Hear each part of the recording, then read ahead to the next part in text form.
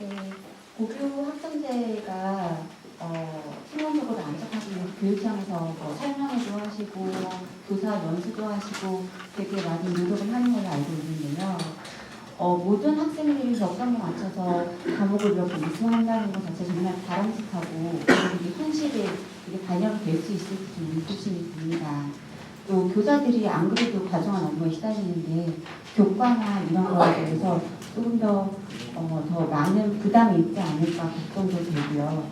그래서 교과는 다 교사는 다 교과, 그다음에 다 과목을 지도해야 하고 진로 진학까지 해야 되잖아요.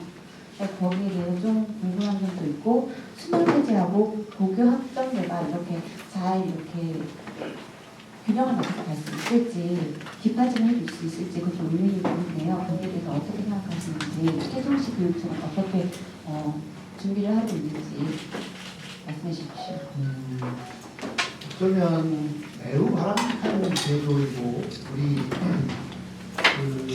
교육이 나아갈 방향이라고 하는 데에 대해서는 거의 모든 국민들께서 어른들께서도 동의하고 계실 것이라고 생각합니다. 그런데 지금 말씀하신 것처럼 실제로 고교 학점제를 도입한다고 했을 때 실제로 그것이 실현하기 위해서 넘어야 할 것이 참 많기 때문에 시행되기 전까지는 우려를 하시는 것이 당연한 일이고요. 또 그 우려사항을 저희들이 어떻게 준비하고 있는가를 사실 전반적으로 우리가 설명을 드린 것입니다. 그리고 어쩌면 크게 이야기해서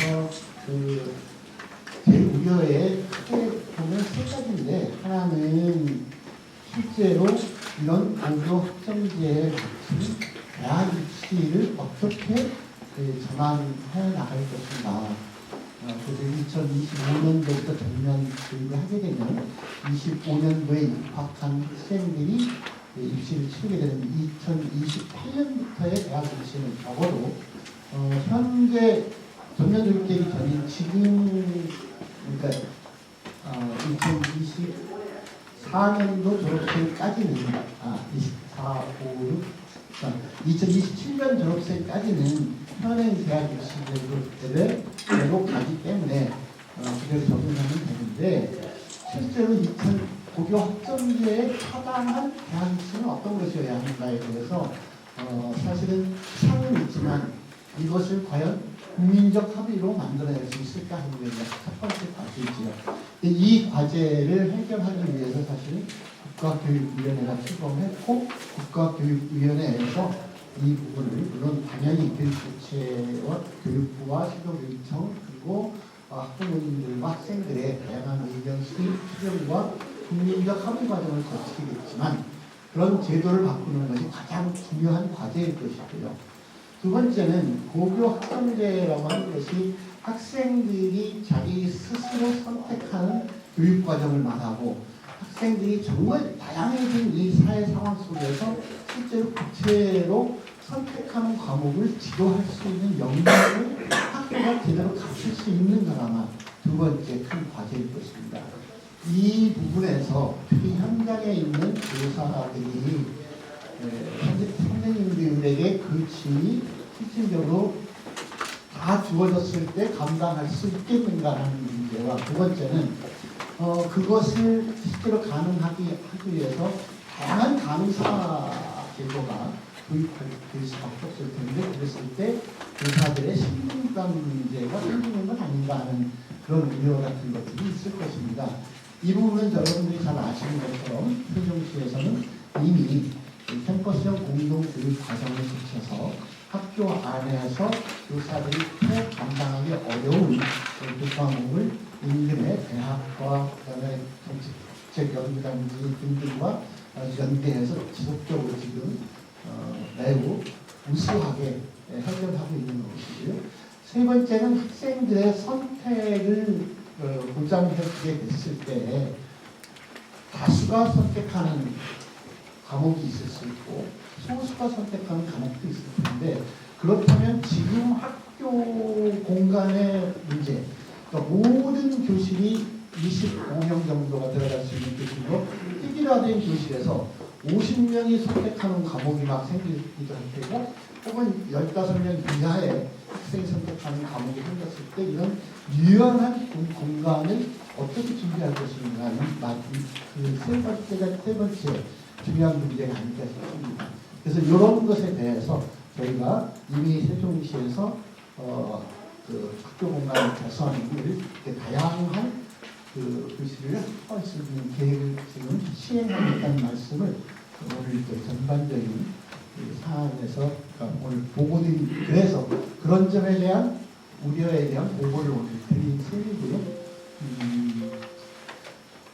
쉽지 않다 하더라도 이 길을 우리가 꼭 가야 할 길로 국민적 합의가 이미 이루어진 것이고 국가적으로도 벌써 오랫동안 준비해온 것이기 때문에 보완해서 잘 해나가려고 하고 있습니다. 그리고 저희가 올해부터 아까 말씀드렸듯이 모든 학교가 실제로 시범학교를 도입해서 2023년, 2022년, 23년, 24년 3년간의 시행을 거치면서 보완해 나가서 2025년 작년 시행을 착질 없이 진행하기 위한 계획을 담아서 보고드렸다고 이렇게 이해해 주셨으면 좋겠습니다. 그리고 답변 여기까지고요. 질문하실 때 가능하시면 질문하실 때만 잠깐 마스크를 내리고 해주시면 전달이 좀 좋을 것 같습니다. 부탁드리겠습니다. 다음은 유지스 송승화 기자님 기대해주니다. 이 말씀드리겠습니다. 유지스의 송승화 기자입니다. 그 제도 자체는 좋은데 지금 양대 그 교총하고 양대 모두 지금 반대하는 입장이고 시기상조라는 얘기가 계속 나오는 것 중에 하나가 조금 전에 교육감님께서 얘기하신 그 세 번째 문제가 학생들 사이에서 가장 크거든요. 근데 세종교육청에서 지금 교육감님 말씀하시는 거는 15명, 20명, 50명 정도 공간을 얘기하시는데 실질적으로 일선 학교 학생들은 숫자가 적을수록 내신 받기가 이게 어렵기 때문에 나중에 이제 점점 수강생이 많은 쪽으로 몰릴 수밖에 없는 이제 현실적인 문제가 있거든요. 그러면 본래 취지와는 다르게 다양한 경험을 할 수 있는 국과목을 신설하는데 나중에 뭐 학생 5명, 뭐 8명, 10명 이하짜리는 팽항이 될 수도 있는 그런 문제가 생기거든요. 그래서 요거에 대해서 이제 어떻게 네, 계획이 있으실까 하나 더 하면 네, 2개 그냥 한꺼번에 질문 드리겠습니다. 그리고 또 다른 문제는 이제 또 뭐가 있냐면 이제 과목이 늘어나는 거에 비해서는 뭐 나중에 이제 선생님들을 계약직으로나 어떤 식으로 더 선발하시겠지만 인력풀이 지금 한계가 있는 상황에서 과목 수는 늘어나고 교사 수는 한정되어 있다. 그 다음에 새로 뽑는 교사들의 그 전문성이 있는 교사들의 성향이나 뭐 이분들이 뭐 교원 자격증이 있는 것도 아닐 것 같은데 이런 문제에 대해서 현직 선생님들이랑 그 새로 오신 선생님들이랑 마찰이 좀 예상이 되거든요. 그래서 양대 교총에서 지금 다 반대하는 이유 중에 하나도 이거에 포함되는데 뭐 세종시 교육청에서 뭐 이걸 어떻게 해결할 수는 없지만 내신이 점점 내신하고 정시 비율이 40%까지 높아지는 상황에서 아까 같이 세 번째 얘기하시는 부분에 대해서 학생들이 몰릴 수밖에 없는 현실적인 문제가 있는데 혹시 고견 같은 건 있으신지? 그 부분은요. 이렇게 첫 번째 질문하시는 거는 현행의 대학 입시 제도를 그냥 두고 고교 학생들이 가능하냐고 질문하시는 것 같은 질문이거든요. 이건 당연히 현재처럼 내신 등급을 매기고 그것에 따라서 가는 대학 입시 제도를 사실상 고쳐야 된다는 걸 전제로 하고 있는 것입니다. 실제 평가 자체를 성취평가제로 해서 지금의 등급제로 하는 것이 아니라 일정하게 성취도를 기본적으로 보게 되는 그래서 대학 입시 제도의 개선이 무엇보다도 우선되어야 한다는 말씀을 드렸고 실제로 그것은 고교 학생들을 위해서는 당연히 전제되는 과정이라고 이해하시면 될 것 같습니다. 그러니까 현행의 대학 입시 제도는 아직은 지금 구체적으로 변화가 되어 있지 않은 상황에서 어떻게 하지? 이렇게 그거는 실제로 그걸 변화시켜야 된다는 전제를 하고 있는 것이고요. 그다음에 과목이 당연히 아까 말씀드렸듯이 아이들이 선택하고 싶은 과목이 굉장히 늘어날 텐데 이것을 다 감당할 수 있겠는가에 대한 질문. 이것은 첫째로는 그 교육부와 저희들의 함께 지금 함께 고민하고 있는 것 중에 하나가 현재 그 현직 교사의 경우에 적어도 현재 자격증을 가지고 있는 자기 과목과 유사 과목의 부전공이나 이런 걸 통해서 실질적으로 두 과목 정도의 과목을 지도할 수 있는 역량을 갖출 수 있게 지원하는 이 일을 해야 될 것이고, 그 다음에 지금 저희가 캠퍼스 공동교육과정을 통해서 현직 교사 자격증은 없지만 많은 분들이 실제 수업에 참여하고 계신데 이분들 같은 경우에는 간단하게 실제로 그 수업 들어가 있을 때는 일단 연습을 통해서 그 부분을 해결하고 있고 지금까지 큰 무리 없이 진행이 되고 있습니다. 예를 들어서 그거하고 좀 다르게 이해할 수 있는 것인데 세종에서 세종예술고등학교 같은 경우, 그 다음에 광명시고등학교 같은 경우에 실제로 정규교사가 담당하는 과목도 있지만 학생들의 실습 심화 지도를 위해서는 다양한 강사 선생님들을 활용할 수밖에 없는데 그 다양한 전문성을 가진 강사 선생님들이 최소한의 교육을 하기 위한 연수를 통해서 실질적으로 아이들에게 필요한 건 그 전문성을 지도하시는 것이어서 오히려 전문 강사 선생님들의 그 수업을 학생들이 매우 선호하고 있고 그것으로부터 더 많은 것을 얻고 있다는 말씀으로 말씀드리겠습니다. 아까 먼저 우리 에스테 세명하고 김우순이라는 먼저 하시길 바라겠습니다. 네, 이게 저도 뭐 학부모의 한 사람으로서 남들 같지 않아서 좀 그렇고 이 고교학점 문제에 대해서 저도 사실 너무 좀 생소해서 아주 기초적인 질문을 좀 드리고 싶은 게 있는데요. 먼저 이게 이제 2025학년도부터 이제 전면 도입이 되는 거잖아요. 좀 간단하게 먼저 한번 질문을 드리면 2023학년도하고 2024학년도에 이제 1, 2학년 애들이 먼저 이제 시범 운영적으로 이제 되는 것 같은데, 그럼 2025학년도부터 입학하는 아이들은 대학 입시하고 이제 뭐 국가적으로 이제 추진하는 문제다 보니까 대학 입시하고 연계돼서 큰 문제가 없을 걸로 보여지는데 2023학 내년하고 내후년에 입학하는 학생들은 시범 운영이라 사실 대학 입시하고 연계 안 될 수도 있을 것 같다는 우려사항이 드는데 이거는 제가 지금 잘못 이해를 하고 있는 건가요? 이 학생들을 뭐 나쁘게 얘기하면 좀 이런 시범, 그러니까 마루타 형식으로 되면 안 되잖아요. 그래서 이 학생들도 일부 지금 학부모님들이 당장 걱정을 하실 수도 있을 것 같은데 이 점에 대해서 좀 어떻게 제가 이해를 하면 될까요? 잠깐만요. 예. 되게 좀 더 자세한 설명을 위해서 이정세 장학관님께서 답변을 좀 주셨으면 좋겠습니다. 이 과장님도 입장도 계시긴 하지만 좀 세심한 설명을 위해서 장학관님께서 중등교육과를 담당 이정재입니다. 안녕하십니까. 일단 정확한 지적이십니다. 그러니까 23년하고 24년에 1학년부터 지금 학점제라는 이름을 가진 거. 그러니까 저희가 단위라는 제도를 현재까지 운영했었거든요. 그러니까 저희가 일주일에 2시간씩 수업하는 2단위인 거예요. 근데 이게 23년 1학년부터 일주일에 2시간씩 수업하는 걸 2학점이라고 이제 칭을 하게 됩니다. 그러니까 단위란 제도가 학점이란 제도로 바뀌었다. 23년과 24년에 일단 그걸 하나 말씀드리고요. 전체적으로 저희가 교과단 부분과 창의적 체험활동이라는 부분이 현재까지는 204단위예요. 근데 이게 192단, 그러니까 192학점으로 1학년으로 바뀝니다. 그러면 그러니까 12단위가 줄잖아요, 학점이. 그래서 이제 공강이 발생할 수 있다. 학생들을 어떻게 이제 그런 것을 필요할 수 있지. 이런 고민들이 하나 있다는 제도적 측면이 있고요. 이제 학점이 들어가니까 이제 저희가 이제 대학에 가면 F라는 게 있어서 재수강 대상자에 나타나잖아요. 그러니까 제도 부분에 그게 F라고 쓸 수 없으니 I라는 거 있어요. 그러니까 100점 만점으로 했을 때 40점 이하. 이게 I가 되면 이 학생들이 I가 되지 않도록 예방 지도도 하고 때론 보충 지도를 해서 최소 I 이상을 배워야 이수가 되는 거예요.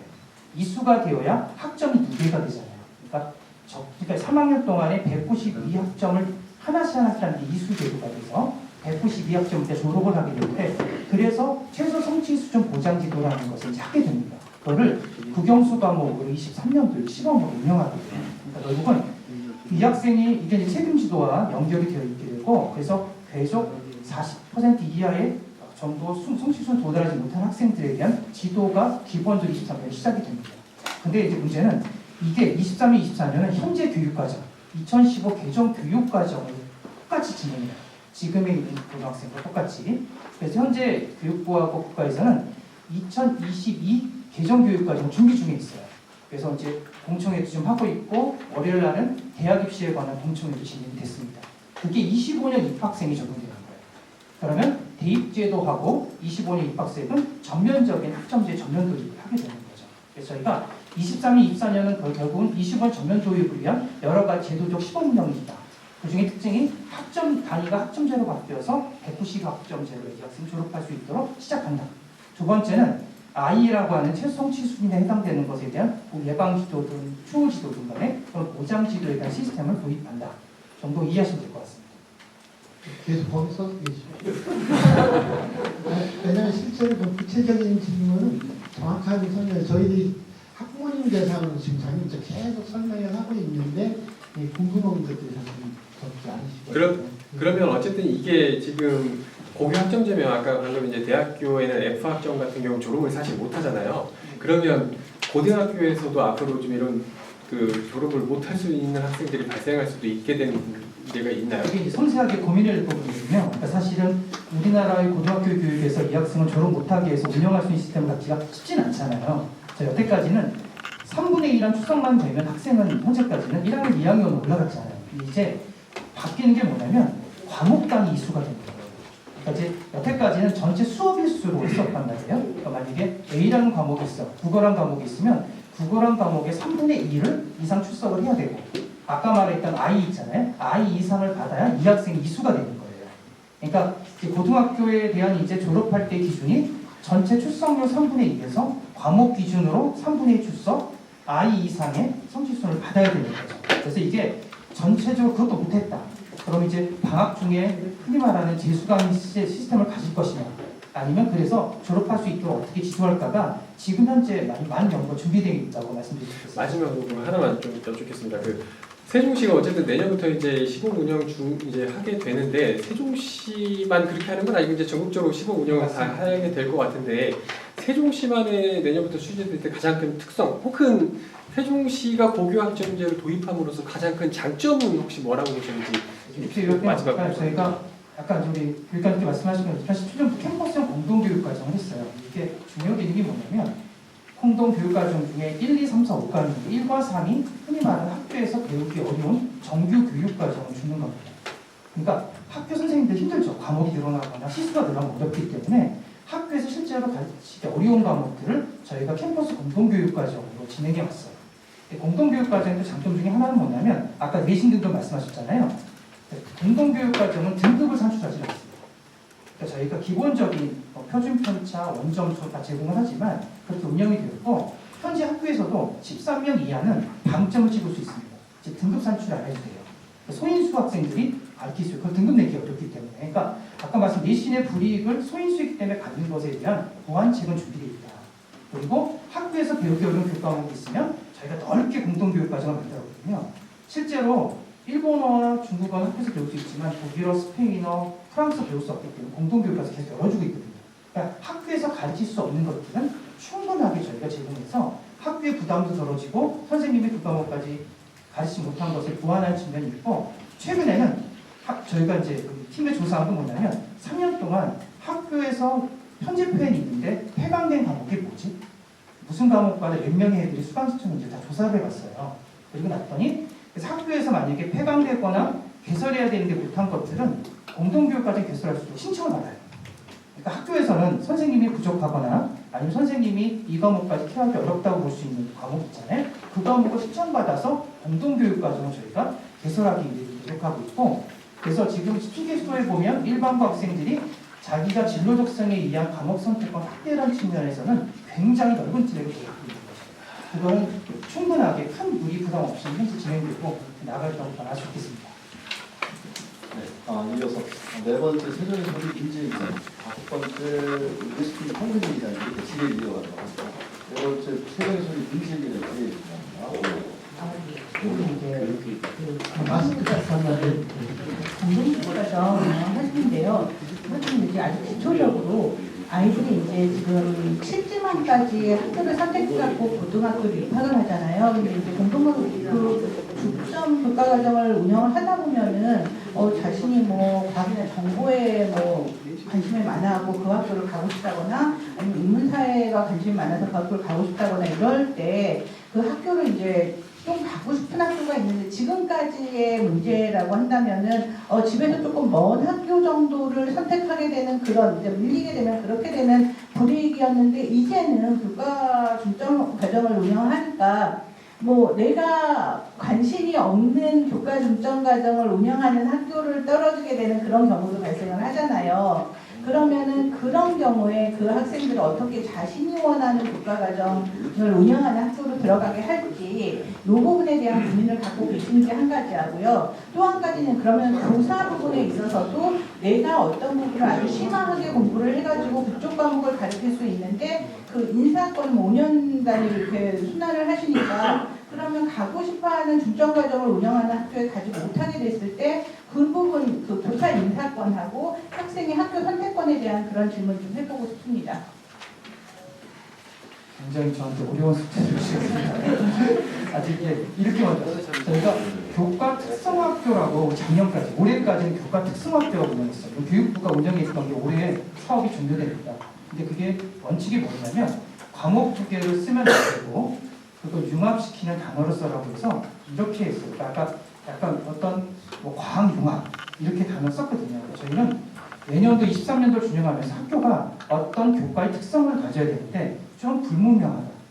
명확하게 2개의 과목을 명확히 제시하든 할 수 있는 기회를 주면서 좀 재정비를 하겠다. 그래서 교과 중점 학교로 다시 바꾼 겁니다. 그래서 2023학년 그래서 제가 책을 하나 나눠드렸잖아요. 이게 아직 완전 보급된 게 아닌데 이게 지금 일반계 고등학교의 모든 교과 중점 학교의 편성 과정으로 저희가 지금 올해 이제 상반기 중에 가장 중요한 사업이었고요.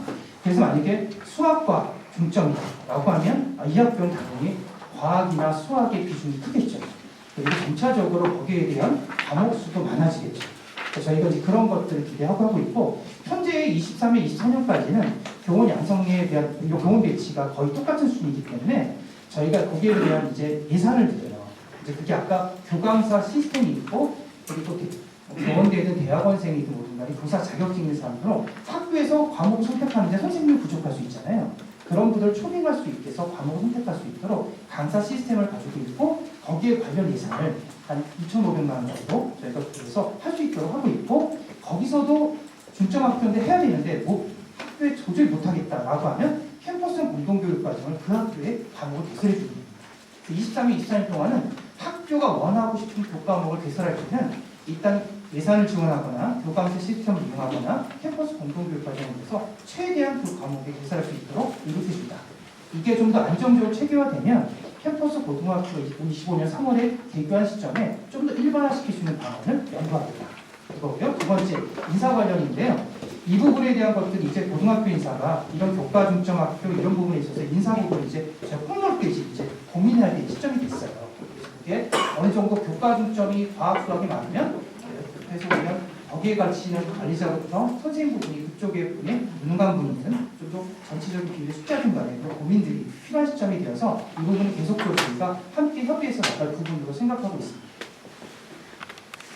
네, 첫 번째 질문하셨던 거에 대한 답이 좀 부족한 것 같은데, 그러니까 학생들이 그동안은 사실은 그동안도 사실은 그 몇 개의 교과 특성 학교가 있었잖아요. 뭐 과학이 좀 기울어진 중고등학교, 그 미술이나 이런 것들 하는 고등고등학교 이런 식으로 운영을 했었고, 근데 그것이 기본적으로 운영하는 기본 시스템이 좀 같은 게 그게 약간 강조되는 수준이었습니다. 다만 이후에 실제로 그 특정 교과 중점 학교들이 좀 심화되게 되면 학생들이 지금은 선택할 때 대체로 자기 집 가까운 곳을 2차로 선호했었는데 이제는 아마 지망을 하게 될 때 교과 중점 학교가 좀 자기를 잡으면 2023년 4년도 아니면 전년적으로 거의 2025년도 선택할 때 거기와 자기가 선택하는 과목이 집중이 중심적으로 지도된 학교를 우선적으로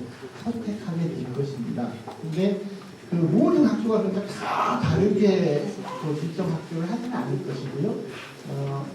큰 위험을 몇 개 둬서 가까운 곳에 갈 수, 그런 학교들이 바로 침략 학교는 아니더라도 자기 생활권 안에서 갈 수 있도록 필정 학교를 배치해야 될 것이라고 생각합니다. 그리고 그것에서 부족한 것은 저희 같은 경우는 공동교육 과정을 통해서 해소할 수 있을 것이라고 합니다.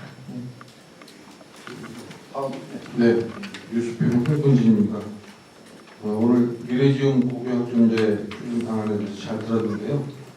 28일 날 교육부 장관 지명자 이주호 씨 청문회가 있는데 이분이 계속 이 고교학점제에 대해서 긍정적으로 추진을 했으면 좋겠다는 바람을 말씀드리고 이 고교학점제 도입의 가장 중요한 게 자기 주도적인 학습과 진로 적성에 맞는 교육을 하겠다는 거라고 저는 파악을 하고 있는데 우리 세종교육청에서는 그동안 또 미리 준비를 하셔서 캠퍼스 고등학교 제도하고 같이 운영을 하고 계시는데 그동안 경험에 비추어서 물론 이 학습 부진 학생들도 있겠지만 이 고교학점제의 장점이라면 조기 졸업 제도도 도입이 필요하다고 생각을 하거든요. 그러니까 좀 학습을 잘하는 학생은 빨리 졸업을 하고 대학을 갈 수 있는 그런 것도 필요하다고 보는데 그런 그동안 운영에 비춰서 그런 학생들이 있었는지 성과에 대해서 좀 궁금하고요.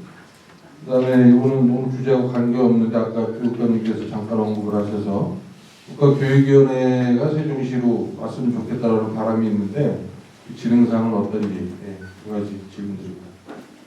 먼저 답변입니다.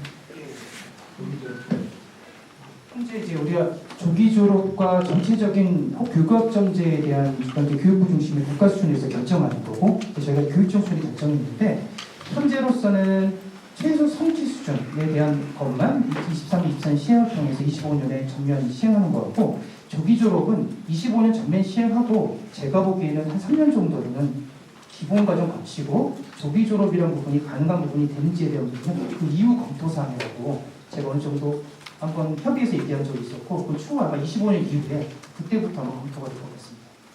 현실적으로는 학년간 그 이수 학점 지금 이수 과정이 그 192학점으로 12학점 정도 줄어드는데 그 학점을 3년을 치고 말하면 576학점을 조기에 따야 되는 거잖아요. 그런데 그것을 그렇게 맞춘 교육과정 운영 자체가 현재로서는 고려하고 있지 않다고 이렇게 말씀드리면 할 것 같습니다. 쉽지 않아요. 우선은 요 체제로 해서 안착을 시키면서 혹시 지금 말씀하신 그런 고민이 필요할 수도 있겠다. 그러면 이때 국가적으로 해야 될 것같고 이조 장관은 뭐 청문회도 있고 하겠지만 어쨌든 사실상 청문회 절차 잘 넘기시고 운영이 될 것으로 기대를 하고요. 이 제도 자체가 고교 학점제 제도 자체가 어떤 한 개인에 의해서 좌우될 수 있지 않은 오랜 기간 국가적 과제로 추진되고 있는 것이라서 큰 흔들림 없이 진행이 될 것이라고 봅니다. 그리고 교육위원회 세종시 위치 자체는 사실은 교육부도 지금 거의 좀 장관이 제대로 서 있지 못한 어려운 과정에 있고 국가교육의 출범 자체가 좀 상당히 아직도 온전하게 구성이 되지 않은 상태로 지금 첫 회의를 하고 있는 상황이고 그래서 국가교육위원회 위치를 세종시로 오는 문제는 사실은 답보 상태라고 말씀드릴 수밖에 없겠고요. 다만 국가균형발전위원회 쪽에서는 대통령 속에 그러니까 정부 부처 중에서도 이쪽으로 와야 되는 부처가 더 추가로 있다고 이야기하고 대통령 직속 위원회 같은 경우에는 전면적으로 세종시에 가는 것이 바람직하다고 국가주의위원회에서 말씀도 하시고 그래서 저희는 세종시로 와야 한다고 하는 소망은 놓고 있지 않고 계획된 대로 국가주의위원회나 국회교육위 쪽에는 꾸준히 말씀을 드려서 상당 부분 공감되는 있다는 정도까지만 말씀드리겠습니다. 그 서관영 기자님 실례해주시기 바랍니다. 충청신문 정원영입니다. 사실은 저 앞에 세종의 소리 문지은 기자님 그 답변에 대해서 좀 추가로 좀 듣고 싶어가지고 질문을 하고 싶었는데 한 단계 넘어가가지고 그 교원의 인사 문제가 사실은 지금 우리나라 같은 경우에는 지금 공립학교와 사립학교가 있는데 사립학교에 대해서는 사실은 요청이나 뭐 인사권이 없는 걸로 지금 돼 있잖아요. 그러면 그 관계에 대해서는 지금 이 고교 학점제를 진행해 나가면서 그 사립학교에 관해서는 지금 어떻게 준비가 되고 있는 건지, 지금 어떻게 보면 세종 같은 경우는 지금 사립학교가 거의 하나 정도밖에 없어서 문제가 거의 없을 수도 있지만 국가적으로 보면 상당히 지금 고등학교가 사립학교가 많은데 인사관계 문제라든지 아니면 사립학교를 지금 어떻게 준비를 해야 되는 부분인지에 대해서 혹시 교육부 어떤 방침이 있었다고 하면 그 부분에 대해서 좀 말씀해 주실 수 있습니까? 그러니까 공립과 사립이 큰 차이가 있는 것은 공립은 교사들이 수강 근무를 할 수 있다는 것이고 사립은 이제 적어도 재단 안에서 정도의 수강받게 되지 않는다는 것 정도의 차이가 있는 건데요.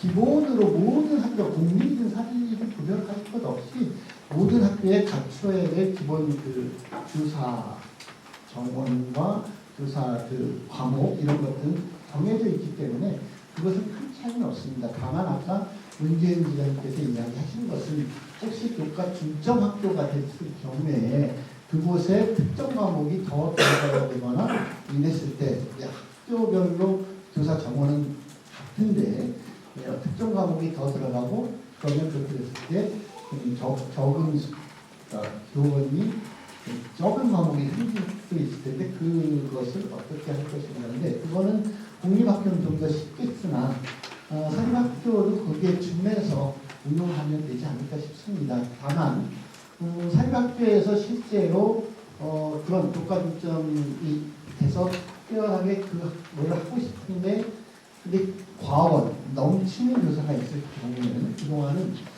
사립학교에서 뭐 학급이 축소되거나 학생이 줄어들어서 과원이 발생했을 때 교원의 신분 보장 차원에서 공립으로 특채를 하거나 하는 그런 기회는 있기 때문에 그렇게 적용해서 가면 큰 무리 없이 갈 수 있을 것이라고 봅니다. 이왕 말씀드린 거 세종이 다른 시도에 비해서 우리는 이제 2023년도부터 전면적으로 모든 학교가 시범 학교를 운영할 수 있는 것이 사실은 다른 모든 시도에서 실질적으로 우리가 똑같이 그렇게 전면적으로 시범적으로 준비를 쭉 하면 좋은데 사실은 다른 규모가 큰 경기도라든가 인근 이제 당장 충청남도만 해도 모든 학교를 시범 학교로 하기는 어려움이 있을 겁니다. 그런 면에서 저희들 제대로 준비할 수 있는 여건이 다른 곳에 비해서 훨씬 더 낫다는 것은 시험을 했습니다. 아까 김우순 장님 말씀하셨던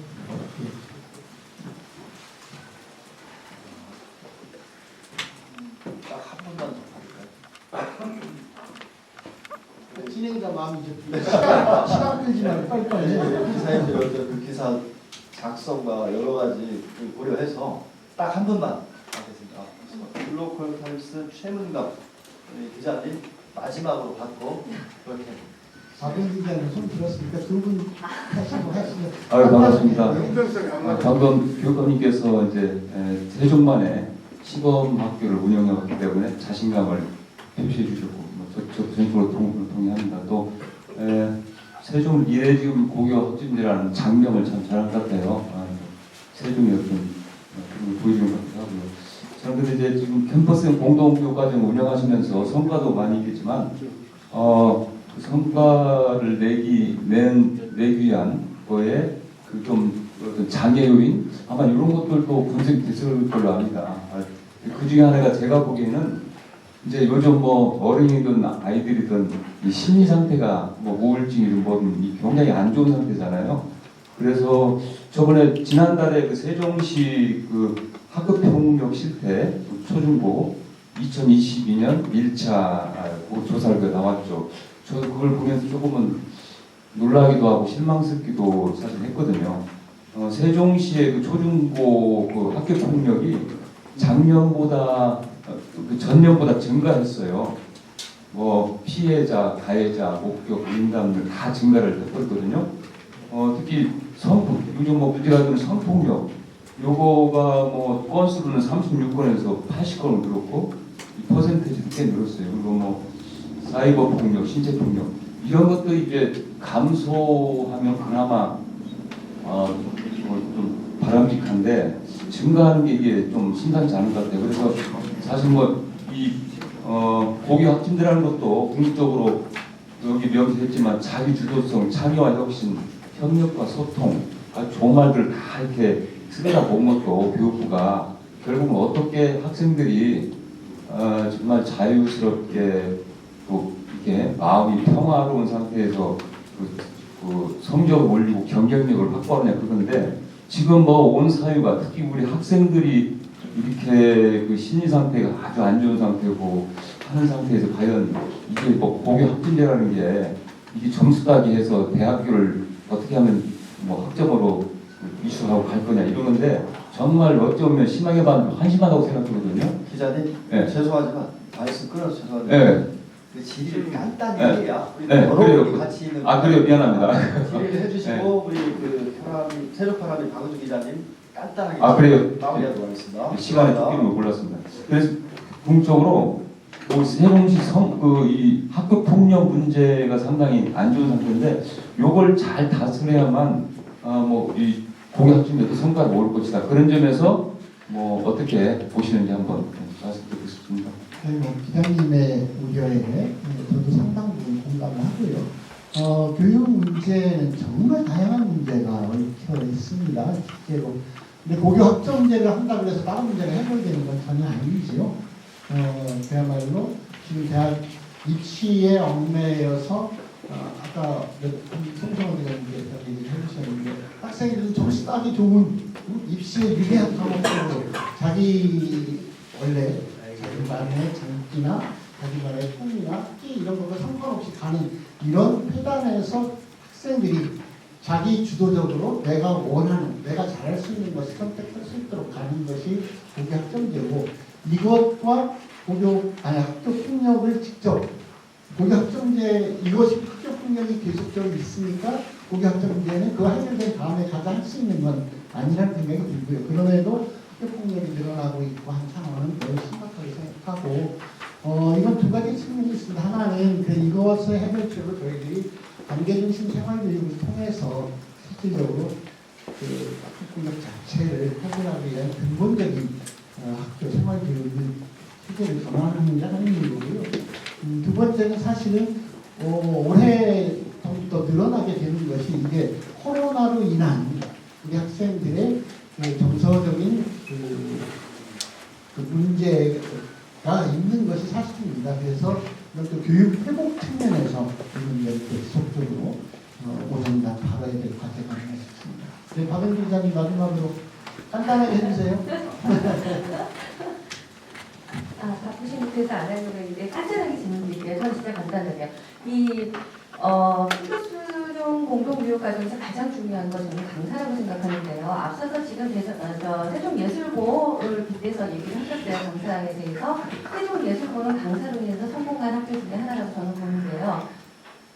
지난번에도 말씀드렸습니다만 강사 모집 때 보면 어느 대학 교수, 정교수 뽑는 것보다 학력이 굉장히 높았어요. 그 원인이 있을 겁니다. 그런 시스템을 여기에 적용할 수 있었으면 좋겠는데 지금 강사 인력풀 조회나 등록이라는 것을 6번째 페이지에 써주셨거든요. 이 부분에 대해서 궁금합니다. 강사의 질이 이 프로그램 중에 하나이기 때문에 어떻게 운영할 건지를 질문드립니다. 저희가 이제 강사풀을 약간 두 가지로 구분할 수 있을 것 같아요. 교사 자격증이 있어서 국가가 고시한 교육 과정에 있는 과목을 가르칠 수 있는 부분, 그 다음에 이제 학위나 여러 가지 전문성을 갖고 있어서 저희가 이제 아까 교과하고 창의적 체험 활동 구분했잖아요. 창의적 체험 활동 이게 동아리나 진로 영역 쪽을 가르치는 교사가 되는데 교사 자격증이 필수 조건은 아닙니다. 저희가 캠퍼스 공동교육과정 1과 3은 교사 자격이 있어요. 정규교육과정. 그래야 성적 처리도 할 수 있고 그것에 권한이 부여돼요. 그 다음에 캠퍼스 공동교육과정 2와 5가 있습니다. 진로 전공 탐구반, 직업 탐구반은 저희 교사 자격증이 필수 조건은 아니어서 아까 우리 교육감님 말씀하신 국제연구단지라는 각종 대학의 흔히 박사학위자 이상이 전체 한 270, 80가 강좌 중에 한 50%가 박사학위자긴 해요. 단 박사학위자라고 해서 강사의 지위가 높은 건 아니더라고요. 그러니까 끊임없는 그거에 대한 모니터링이 필요하다는 걸 계속 경험하고 있습니다. 그러니까 강사 그리고 교강사 인력풀에는 교사 자격증이 있는 분과 아니면 학교의 진로라든가 동아리를 지원할 수 있는 그런 인력풀이 같이 있어요. 구분해서.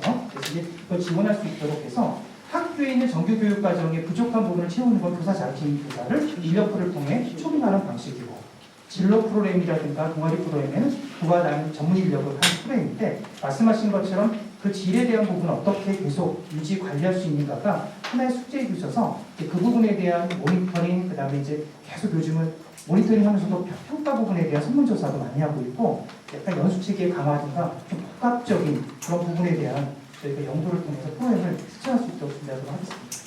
모니터링이나 수업에 대한 만족도, 설문조사 다양한 것을 저희가 하게 된 게 처음에 그 공동교육 과정을 개설할 때는 원하는 과목을 얼마나 많이 할 수 있는가에 초점을 두었다가 여기 한 3년 차쯤 왔을 때 17년, 20년경에 수업의 질 현상에 저희들이 더 초점을 둬야 되겠다 해서 지금 말씀하신 그런 부분을 하고 있다는 말씀드리겠습니다.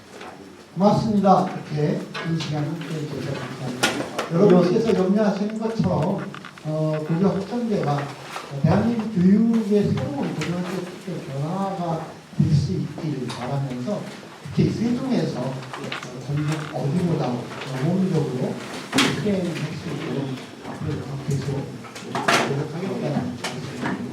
감사합니다. 수정사항이 될지 몰라요. 예, 아까 192학점은 2023년에 들어 3년 동안 취득하는 점수 192학점입니다.